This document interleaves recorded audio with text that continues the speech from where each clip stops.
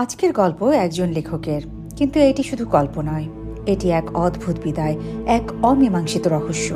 তার নাম অ্যামব্রোস বিয়ার্স।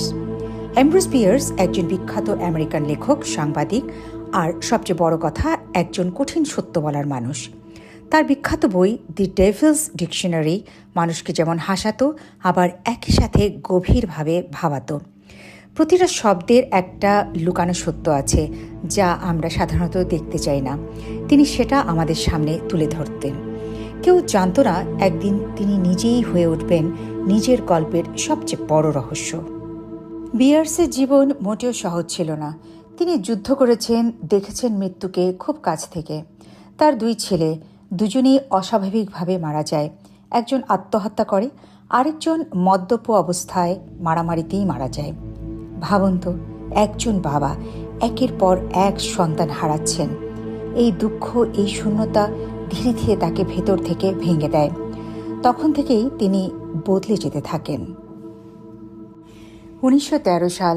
বিয়ার্স তখন 71 বছরের বৃদ্ধ। এই বয়সে মানুষ যেখানে শান্তি খোঁজে, তিনি ঠিক করলেন তিনি যাবেন মেক্সিকোতে, যুদ্ধের মাঝে। হ্যাঁ, ঠিকই শুনেছেন, মেক্সিকোতে তখন বিপ্লবের আগুনে জ্বলছে, চারদিকে মৃত্যু, বিশৃঙ্খলা, রক্তপাত। মেক্সিকান রেভলিউশন, একটা ভয়ঙ্কর গৃহযুদ্ধ। সেই সময় সরকার বারবার বদল হচ্ছিল, সেনাবাহিনী আর বিদ্রোহীরা একে অপরের বিরুদ্ধে লড়ছিল। চারদিকে ছিল হত্যা, বিশ্বাসঘাতকতা আর বিশৃঙ্খলা। সবচেয়ে বড় ঘটনা ছিল লা দেকেনা ত্রাহিকা। লা দেকেনা ত্রাহিকা এমন নাম দেয়া হয়েছে কারণ টানা 10 দিন ধরে মেক্সিকোতে ভয়ঙ্কর যুদ্ধ, ধ্বংস আর রাজনৈতিক হত্যাকাণ্ড চলছিল, যেখানে প্রেসিডেন্ট ফ্রান্সিসকো মাদেরোকে হত্যা করা হয়। আর বিয়ার্সে নিজে থেকেই সেই আগুনের দিকেই হাঁটতে শুরু করলেন। তিনি বলেছিলেন, মেক্সিকোতে গিয়ে যদি দেয়ালে দাঁড় করিয়ে গুলি করে মেরে ফেলে, তাহলে সেটাই হবে আমার জন্য সবচেয়ে সুন্দর মৃত্যু। কেন তিনি এমন বলেছিলেন? কেন তিনি মৃত্যুকে খুঁজছিলেন? তিনি ট্রেনে উঠলেন, এক এক করে পেরিয়ে গেলেন শহর।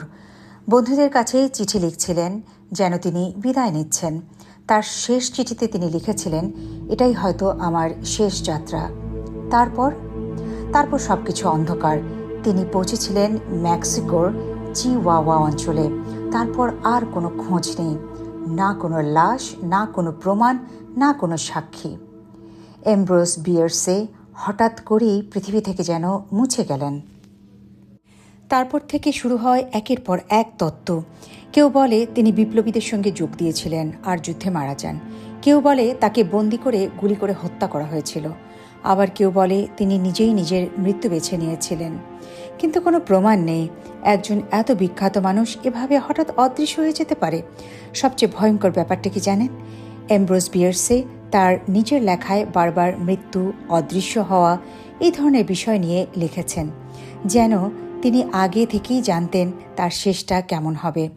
এটা কি শুধু কাকতালীয়, নাকি তিনি নিজের শেষটা নিজেই লিখে গিয়েছিলেন?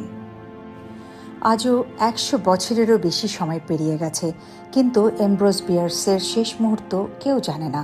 তিনি কি মারা গিয়েছিলেন, নাকি কোথাও বেঁচেছিলেন অন্য পরিচয়ে, নাকি তিনি চেয়েছিলেন পৃথিবী তাকে ভুলে যাক?